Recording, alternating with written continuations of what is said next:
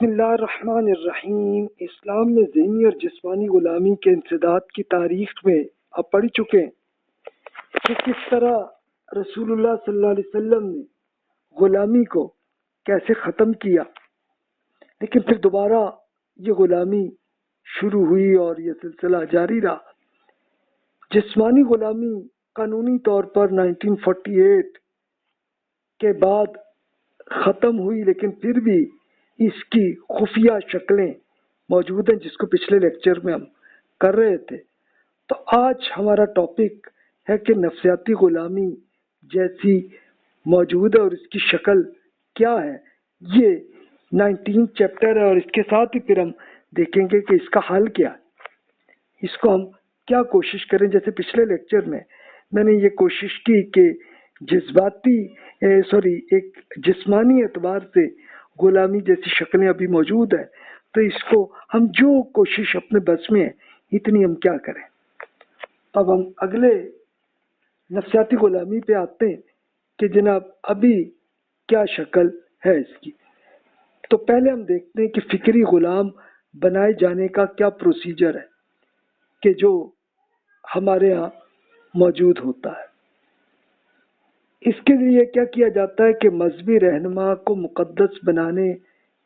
بنائے جانے کی مہم پہلے سٹارٹ ہوتی ہے۔ یعنی ہمیں اصل میں یہ تو پتہ چلے نا کہ نفسیاتی غلامی کیسے بنائی جاتی ہے۔ یعنی کوئی مذہبی رہنما چاہے وہ کسی بھی مذہب کے ہوں، اس کو بتانا کہ یہ جناب بہت مقدس ہے، کہ جیسے ہندو مت میں کہا کہ یہ اوتار ہے۔ اوتار کا مطلب کہ خدا ہے کہ جو اس کی شکل میں آ گیا، یا کرسچینٹی میں جیسے ہے کہ یہ جناب خدا کا بیٹا ہے، اور مسلمانوں کے ہاں یہ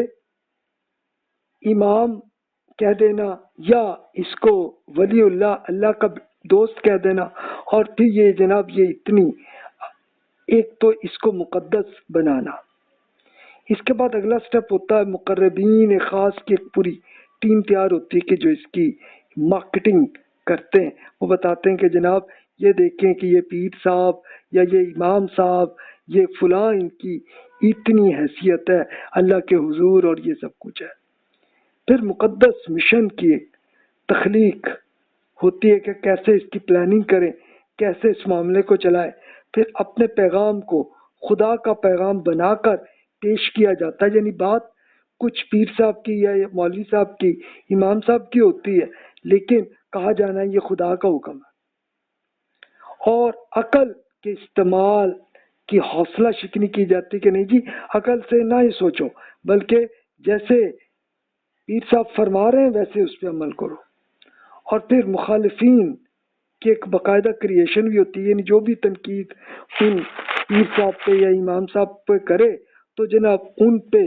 ایک باقاعدہ ان پہ منفی لے کے مناظرے جیسی شکلیں بھی آتی ہیں۔ پھر برین واشنگ کی جاتی ہے لوگوں کی، اور برین واشنگ کر کے ان کو باقاعدہ نفسیاتی غلام بنایا جاتا ہے، اور اس کے لیے مذہب کا استعمال کیا جاتا ہے، اور نفسیاتی غلامی کے آئندہ نسلوں کو بھی یہ منتقل کرنے کی کوشش کی جاتی ہے۔ اب یہ اس کے لیے خود پریکٹیکلی آپ خود وہ واقعات دیکھ لیں جو ابھی ہوتے ہیں، اور پہلے زمانوں میں بھی لوگ ایسے ہی کرتے تھے کہ رسول اللہ صلی اللہ علیہ وسلم سے پہلے، آپ سے پہلے بھی لوگ ایسے ہی یہ طریقہ اختیار کرتے تھے۔ اور اس کے لیے مین ٹول ہے پروپیگنڈا۔ یعنی پروپیگنڈا کا رول کیا ہے کہ جناب جھوٹ کو اتنا زیادہ پھیلا دو کہ عام آدمی اس کو صحیح مان لے، تو بس یہ طریقہ ہوتا ہے۔ اب اس کے لیے ایک باقاعدہ جو بھی لیڈر ان کی پارٹی کے ہوتے ہیں ان کو امام کہہ دینا، یا مرشد، یا ان کو پیر صاحب کہہ دینا، اور وہاں سے پھر ایک باقاعدہ ان کی پوری ٹیم بن جاتی ہے جو ان کے شاگردوں کی ہوتی ہے عموماً، اور وہ لے جا کے اتنا پروپیگنڈا کرتے ہیں کہ لوگ جناب ان پیر صاحب سے عقیدت پیدا کرنے لگے۔ تو یہ پہلا سٹیپ ہوتا ہے۔ اس کے لیے کچھ لے جا کے اور ان کے शागिर्द आके कोई ऐसी कहानी भी सुना देते हैं कि जनाब देखें हमारे पीर साहब की ये करामत है, कि उन्होंने करामत क्या कि एक मौजज़ा नौयत की एक ऐसी चीज़ है कि जिससे जनाब वो ऐसा हो गया और ये वाक़या हो गया, और उसके नतीजे में ये जनाब उनका अल्लाह से बड़ा ताल्लुक है, और आप इनसे ताल्लुक अगर बन गया आपका, तो आपका अल्लाह से डायरेक्ट ताल्लुक इस तरह से इन पीर साहब के ज़रिए हो जाएगा। तो ये मुक़र्रबीन ख़ास की टीम एक ऐसी होती है कि जो स्पेशल प्रोपेगेंडा के माहिर होते हैं, और उनकी एक बाकायदा तरबियत भी ऐसी की जाती है कि जो हर आम लोग तक पहुँच के इन तक प्रोपेगेंडा पहुँचा रहे होते हैं। और ये वही जो उनकी करामतें एक अजीब व गरीब किस्म की ऐसी कहानियाँ सुना देती हैं कि जनाब उसमें फिर आदमी इम्प्रेस हो जाए।